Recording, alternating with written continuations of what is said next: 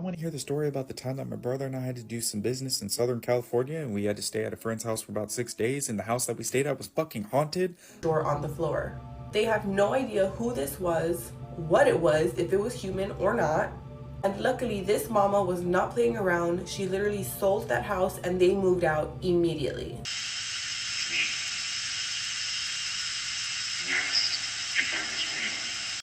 Please, I don't have any time for any gossip now. Huh? Yes. Look at you. Do something with it. It's just money coming to me easily. Money coming in and needing me. Money coming in repeatedly. Money coming, it's just money coming. It's just money coming to me frequently. Money coming in to be with me. Money coming in secretly. Money coming, it's just money coming. It's just money coming to me easily. Money coming in and needing me. Money coming in repeatedly. Money coming, it's just money coming. It's just money coming to me frequently. Money coming in to be with me. Money coming in secretly. Money coming, it's just money coming. It's just money coming to me easily. Money coming in and needing me. Money coming in repeatedly. Money coming, it's just money coming. It's just. I want to hear the story about the time that my brother and I had to do some business in Southern California and we had to stay at a friend's house for about 6 days, and the house that we stayed at was fucking haunted.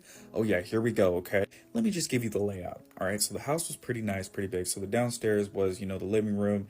The upstairs was like the kitchen, the dining room, and the backyard. And then in the hallway, there were 3 rooms. There was a front room and a bathroom next to the front room, and then the 2 rooms in the back. And I think one of the rooms had a bathroom as well. I also wanted to mention that this friend of ours was taking care of a woman that was very ill. So she had to be next to the bathroom, right? Which is understandable. So we stay there. First night we stay there. I could not sleep. Okay. Nothing weird happened. Just couldn't sleep. Okay. So, all right. Heard a few things here and there. I'm thinking, okay, it's the rats, whatever. Second night, this is where the shit goes from 0 to 100, and I kid you not, okay? I hear this damn thing. I don't know if it was I don't even know what I was thinking at first, but instantly, actually, I know what I was thinking. I was like, this sounds like a damn goat, okay? Because it sounded like hooves going from the hallway to the stairs. And the stairs was right next to the couch that I was sleeping at. And I could hear it, and it was loud as fuck, okay? And I knew, even though I was in denial, I knew that shit did not sound normal, all right? So the next day, I'm thinking to myself, okay, maybe I'm just tripping. That was just a one-time thing. Third night, it happens, same shit, but it happens twice. And so as we're staying there, I'm not sleeping at all. I'm barely getting enough sleep as the sun rises. I'm fucking exhausted. So the fourth night, I'm like, okay, you know what? I'm going to see if I'm tripping and see if anybody sounds like that, because I'm not looking behind me. So I'm paying attention to how everybody walks, how everybody sounds. Even there were like a couple people in the house that had a bit of a heavy foot, but it didn't sound like hooves, okay? And the lady that was terminally ill had very light feet. So that's when I started to get a little freaked out and a little creeped out, okay? This is when things get funky. So that damn thing did the same fucking shit. And it wouldn't go all the way down the stairs. It sounded like it would go to the second to the last stair, and then it would go back up slowly. And then wherever it went, I don't know. So this is where it gets weird again, okay? As if you think that's creepy enough. So there was another downstairs where you have like the washer and dryer, and I need to wash some of my clothes and some of my shirts. I like to hang up and air dry, all right? So as you know, you're putting in your load, your other load or whatever, you're letting stuff dry, hanging stuff up. You check to see how everything's going. And some of my shirts are missing. Actually, a couple of my favorite shirts were literally missing, and I'm like, oh my god, that's weird. So I went to the lady that owned the house, and I'm thinking, hey, like, have you seen any of my shirts? Like, I don't see them here. And she's like, oh no, I didn't see where any of them went. I'll keep an eye out. And I'm like trying to look for them, but I literally couldn't find them. It was the weirdest shit. And then I started to get the feeling like, these people might be into some weird stuff. It's okay. I'm not judging, but I'm just saying that I'm glad that this is my last day, because this is crazy. So yeah, I just left whatever was there and took whatever I needed, obviously, like the rest of my clothes. And my brother and I were out. And it was weird. But y'all, all I kept thinking about when that thing would go down the stairs and into the hallway was a goat. I don't know, a goat man, I don't know, but it was hooves, loud ass hoof, y'all. It was so fucking loud. I couldn't believe, I literally was like, nobody else is hearing this shit but me. Crazy. What do you guys think? Were they into some weird stuff? Let me know. Okay, so last night I got a missed call And this morning I saw that they left a voicemail. I'm gonna even show you, like, there. Okay, unknown voicemail. I'm gonna play for you what is in the voicemail. I don't know who it is. It's hard to hear, so I want to see if it gives me Anyway, listen.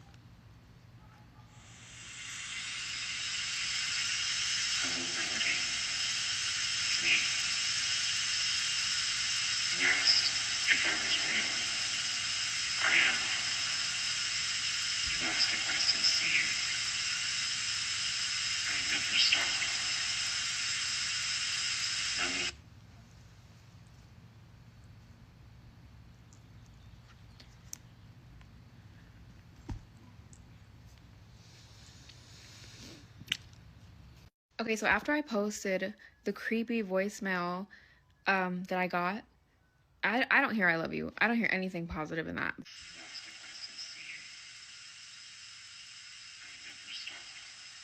But after I posted that, my friend was like, send that to me so I could listen to it with like headphones on and turn it up and see what I can, if it clear it up.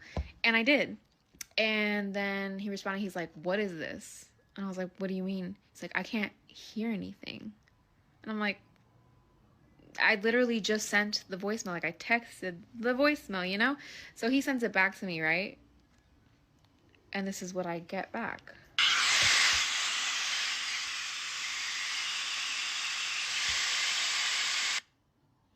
So I send it to my mom.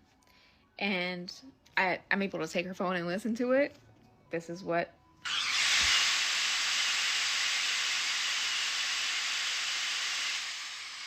No one I have sent it to has gotten it. The way I... So someone stripped the static from my creepy voicemail TikTok. And I kind of wish they hadn't. If you don't know what I'm talking about, wait for it.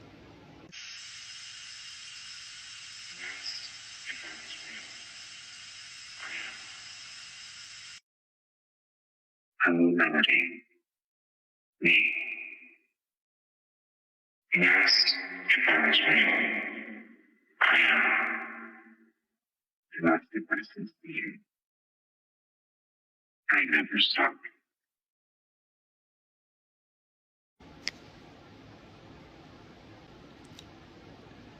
I didn't think it was possible, but somehow it's worse. How did it become scarier? Also, people keep saying it's from a movie. It's a movie playing in the background. What movie? Because I hear my name. So apparently anyone that she sent the voicemail to hears something completely different or did not hear anything at all. But finally she was able to find someone to remove the static so she can hear what was being said. It clearly say, hello Melanie. You said you wonder if I was real. And I am. That's what I heard. That's exactly what I heard. And I heard her name. So I'm not sure if people are saying, oh, it's a movie, you know, it sounds like a TV in the background. At first it kind of did. I was like, it kind of sounded like it's raining outside, like almost like those ASMR videos, and then there's like a movie in the background. But then again, it's saying her name. So it could be someone that she knows that left her this creepy voicemail. At first because I remember I was seeing this video of this one dead girl that was on TikTok. So hopefully I found that video for you, but I thought it was someone who basically was from beyond. Someone who was trying to make a phone call, someone who had passed away, who was trying to make a phone call, leave a voicemail. Spooky Storytime, a follower named Andre sent me this story and we're gonna call it Riker's Door. Andre says that one night he had stayed at his aunt's house to help take care of his 12-year-old autistic cousin. He wasn't able to talk, but he would communicate using his tablet. She worked the night shift from 7 p.m. to 1 p.m. and she would leave him letters, little notes, and rules for what she expected that evening. He put Riker to sleep and then Andre went to the guest room and just relaxed. Some time passes and then he hears the front door open and he hears somebody say, "I'm home." And he said that it sounded exactly like his aunt. But then he thought, wait, her shift is not over yet. He checks her location and sure enough, she is still at the hospital. He hears footsteps and immediately goes into his aunt's bedroom and grabs his uncle's pew pew. He runs to Riker's room, locks himself in, and immediately calls his aunt because her work was luckily not too far. Moments later, there's literally banging on Riker's door. Riker woke up, grabbed his tablet, and asked his cousin what is going on. Andre told him to be quiet and let him play games on his tablet.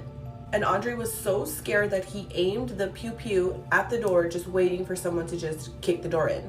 A little bit later, his aunt arrives and she sees that the front door is wide open, runs towards Riker's door, and there is a very sharp, pointy object right outside Riker's door on the floor. They have no idea who this was, what it was, if it was human or not. And luckily, this mama was not playing around. She literally sold that house and they moved out immediately. Thank you so much to Andre for sharing this spooky story. If you guys have any other stories that you'd like for me to read, please send them via DM or email and I'd love to read them, and I will see you guys in the next spooky story. Bye!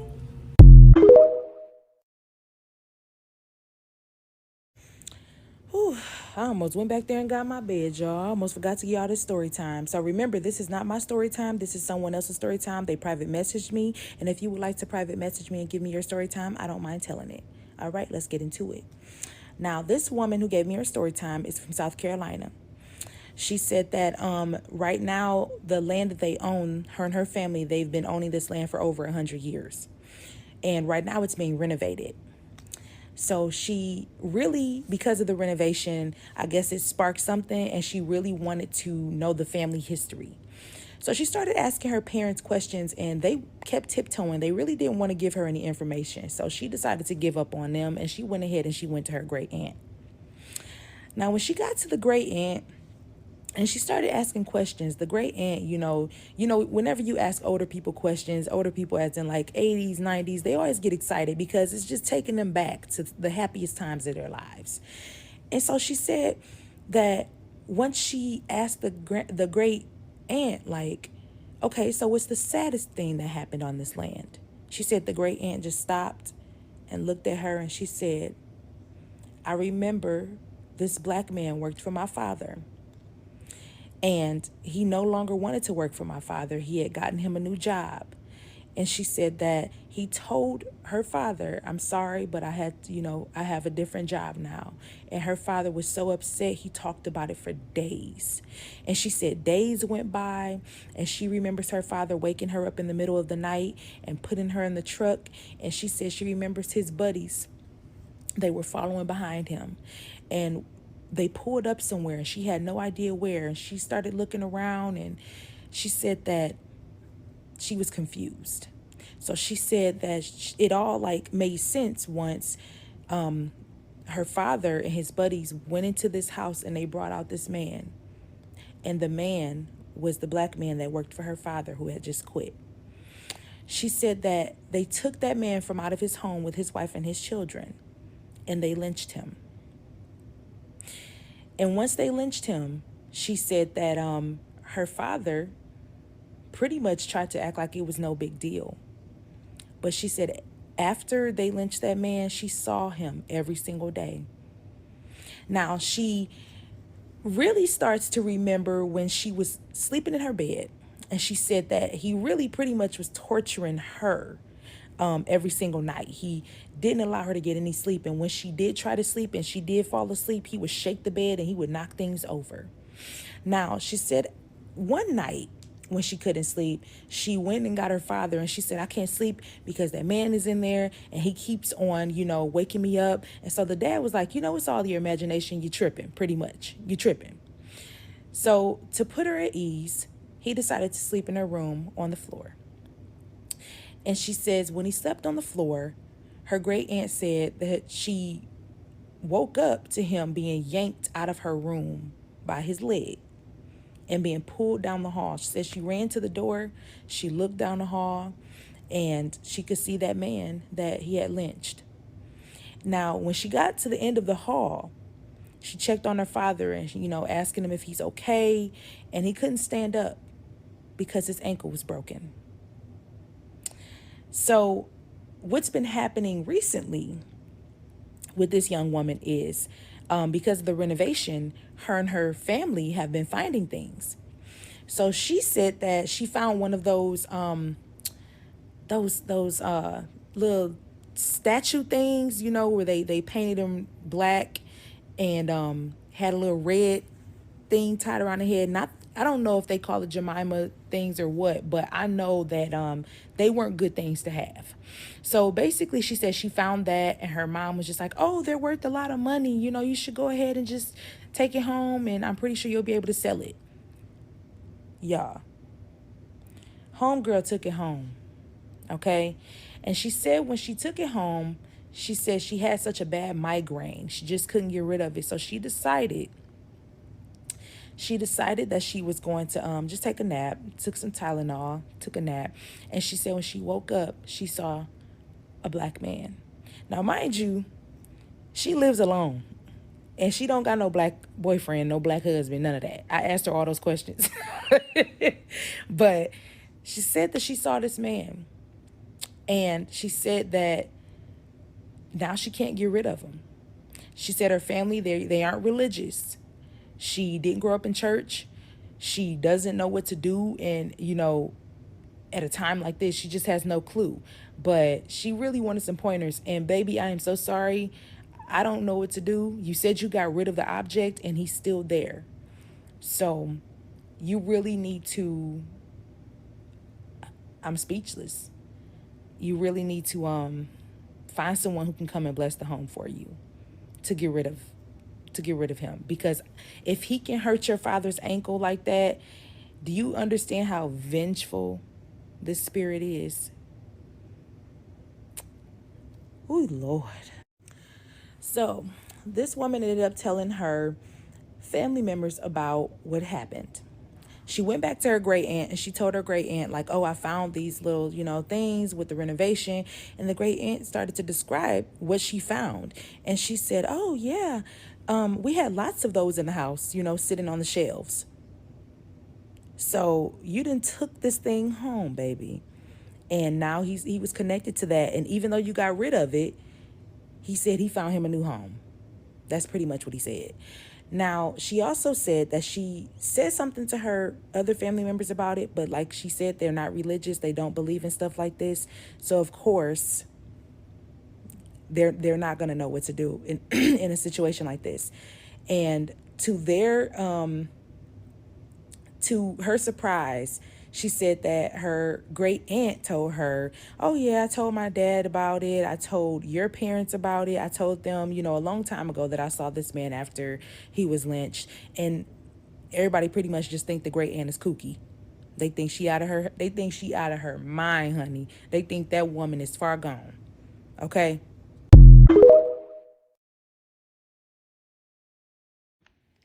Let me give y'all a story time about a time that I encountered what I believe to not be a real person. And when I say not a real person, I believe that this person was not amongst the land of the living. Or I don't know. I don't think that she was a real person.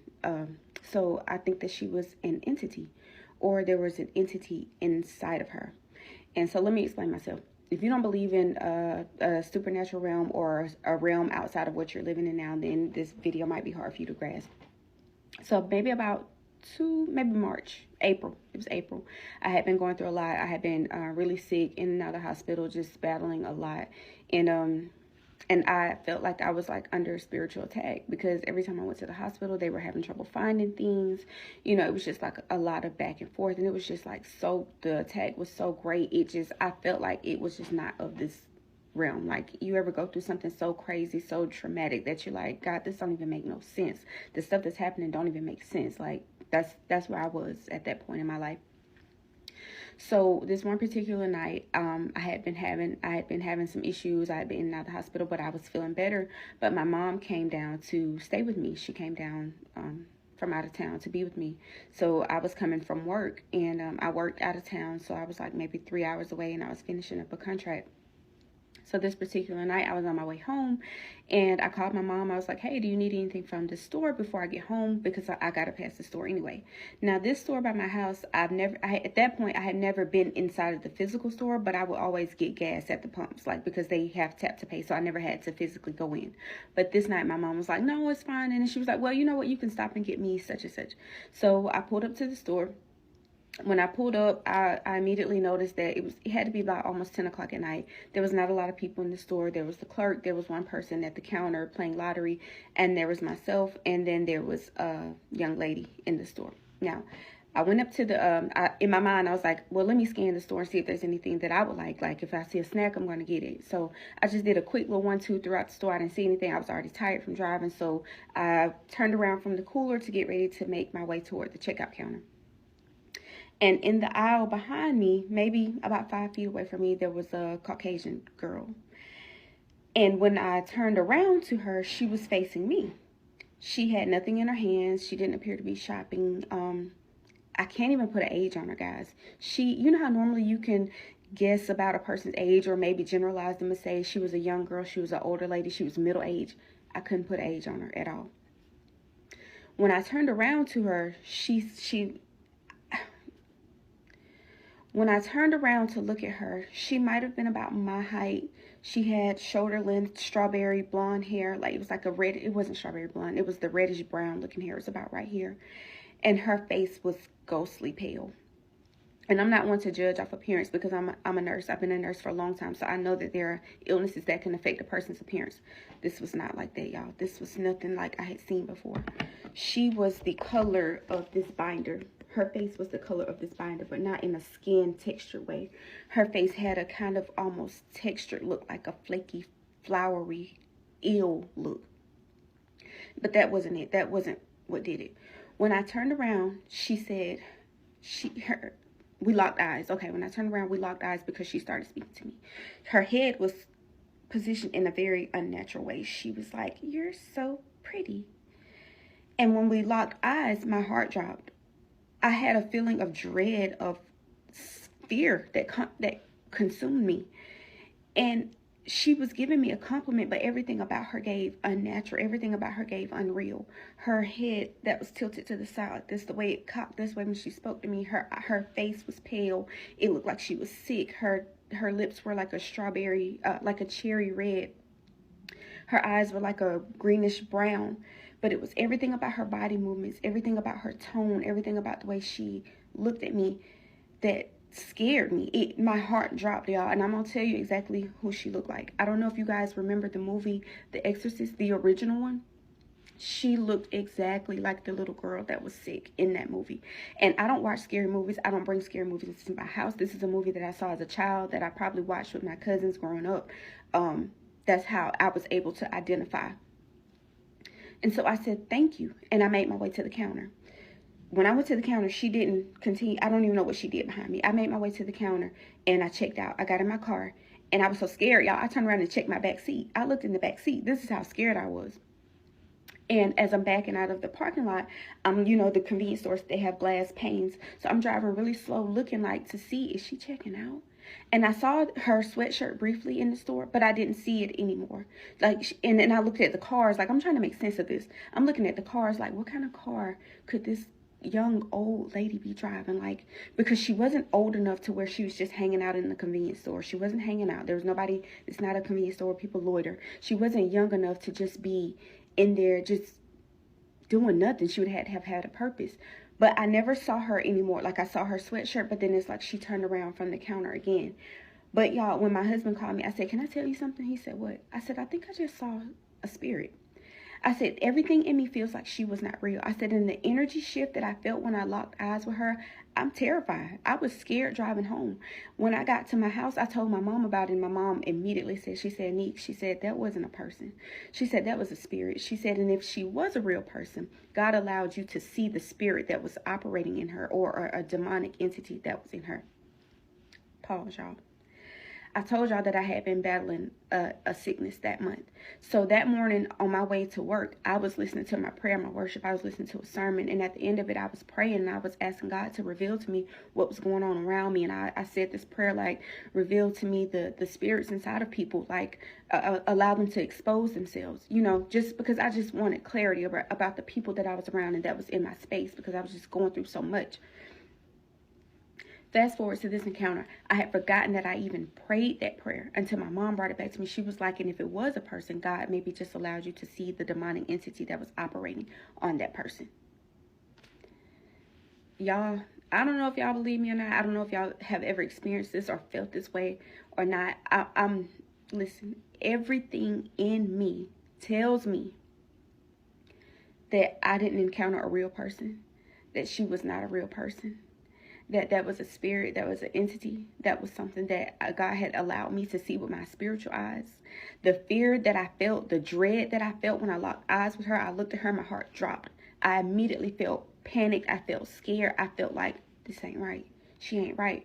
Her body movements was very unnatural. Her hips like this. She said, "You're so pretty." And her head popped up like this. Her voice, she didn't look young enough to possess a voice that sounded so childlike. "You're so pretty." That's how she spoke. I definitely believe that everybody walking the street with us is not amongst us. Let me know if y'all have ever experienced anything like that. But that's just my story. Like I said, we're going to touch up some stuff on this book. So in this book is called Spell of Abundance, Love, Wealth, and Protection.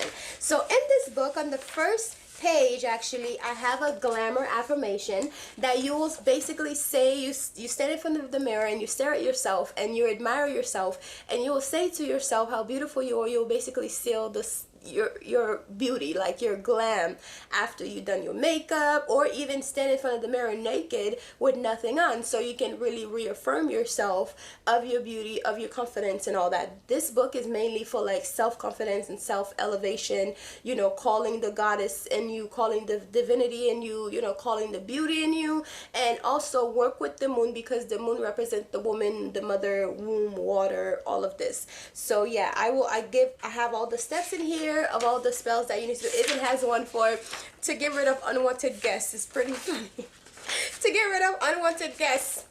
And this book right here, right? So I'm gonna run down real quick of all the materials that you're going to need. You will need a brand new broom. It has to be brand new. And you'll need a piece of parchment paper, a black pen, a black trash bag, because we're going to get rid of this sucker, right? And of course your intentions. And also I have spells on here that you can say. I have daily affirmations. And also I have spells on here that you can do every single day to work with the energy of the planets of the day, and also the archangels that work with the day. So anyways, there's so many spells. There's a 7-day manifestation spell with archangels.